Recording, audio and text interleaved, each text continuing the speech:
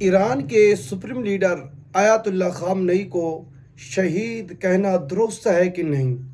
یہ پاکستان کے اندر ایک نئی بحث چھڑ گئی ہے، ٹھیک ہے۔ اور اب یہ لوگ مسئلہ پوچھنے لگے ہیں کہ آیا کہ شیعہ مسلمان ہیں یا کافر ہیں، یہ بہت زیادہ اب سوال کیا جا رہا ہے۔ دیکھیں، سب سے پہلے میں آپ لوگوں کو ایک علماء کا فتویٰ سنانا چاہتا ہوں کہ جو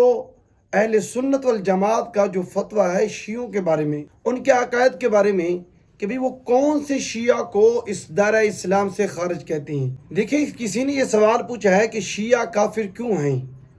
شیعہ کو کافر کہنا کیا یہ صحیح ہے؟ اور اس کے جواب میں علماء اس کا یہ فتویٰ لکھتے ہیں کہ جو شیعہ کفریہ عقائد رکھتے ہوں، مثلا قرآن کریم میں تحریف کے قائل ہوں،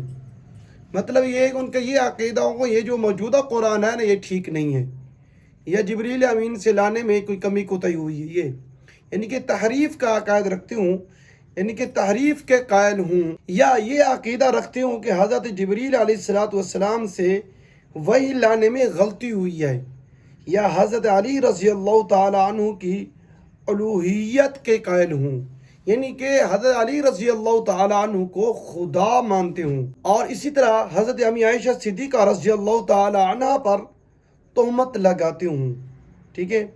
ان کے کفر میں کوئی شبہ نہیں ہے۔ جو شیعہ اس طرح کے عقائد رکھتی ہیں نا، جو ابھی میں نے آپ کو بتایا ہے، قرآن کریم کے اندر تحریف کے قائل ہوں، یا یہ ان کا عقیدہ ہو کہ حضرت جبریل امین علیہ السلام سے وحی لانے میں غلطی ہو گئی ہے، کمی کوتاہی ہوئی ہے، اس طرح کا نعوذ باللہ عقیدہ ہو، یا پھر حضرت علی رضی اللہ تعالی عنہ کو خدا مانتے ہوں، یا پھر حضرت امی عائشہ صدیقہ رضی اللہ تعالی عنہ پر تہمت لگاتے ہوں، یا پھر حضرت ابوبکر صدیق رضی اللہ تعالی عنہ کی خلافت کا انکار کرتے ہوں، یا ان کے صحابی ہونے کا انکار کرتے ہوں، یا پھر حضرت عمر فاروق رضی اللہ تعالی عنہ کی صحابیت کا انکار کرتے ہوں، یا ان کی خلافت کا انکار کرتے ہوں، تو ایسے شیعہ بالاتفاق دائرہ اسلام سے خارج ہیں، ان کا اسلام سے کوئی تعلق نہیں ہے، ٹھیک ہے۔ یہ علماء کا اہل سنت والجماعت کا متفق علیہ فتویٰ ہے، ٹھیک ہے۔ اگر کسی شیعہ کے مذکورہ عقائد نہ ہوں، ٹھیک ہے، اور وہ ان سے برات کرتا ہو، ان سے برات کا اعلان کرتا ہو، تو وہ کافر نہیں۔ اس لیے علی الاطلاق ہر شیعہ کو خواہ اس کے عقائد کیسے بھی ہوں، کافر قرار دینے میں جمہور علماء امت نے احتیاط کی ہے، ٹھیک ہے۔ یہ فتوے کے اندر انہوں نے یہ شامل کیا ہے، لیکن جو شیعوں کو کافر قرار دینے سے احتیاط کی گئی ہے، وہ بھی اہل سنت والجماعت کے خلاف عقائد و نظریات اختیار کرنے کی وجہ سے بلا شبہ سخت ضلالت اور گمراہی میں ہیں۔ اللہ تعالیٰ ان گمراہیوں سے ہر مسلمان کی حفاظت فرمائے۔ یہ علماء کا فتویٰ ہے شیعوں کے بارے میں، جو ابھی میں نے آپ لوگوں کو پڑھ کے سنایا ہے۔ اور باقی رہی یہ بات، جو ایران کے سپریم لیڈر آیت اللہ خامنئی، جس کے اوپر امریکہ اور اسرائیل نے مل کر حملہ کیا، اس کے اوپر ظلم و زیادتی کیا ہے،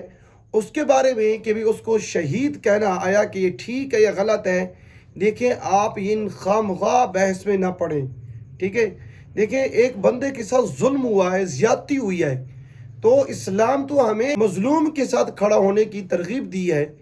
کہ جیسا کیسا بھی ہے، ہمارا ہمسایہ ملک ہے، اس کے ساتھ ظلم اور زیادتی ہوئی ہے، مظلوم کے ساتھ کھڑے ہو جاؤ، ان بحث میں نہ پڑو آیا کہ وہ شہید ہے کہ نہیں ہے، کہ ٹھیک ہے، جو اس کو شہید کہتے ہیں وہ کہتے ہیں، جو نہیں کہتے نہ کہیں، اس میں کوئی ایسی بات نہیں ہے۔ لیکن اتنا ضرور ہے، امریکہ اور اسرائیل نے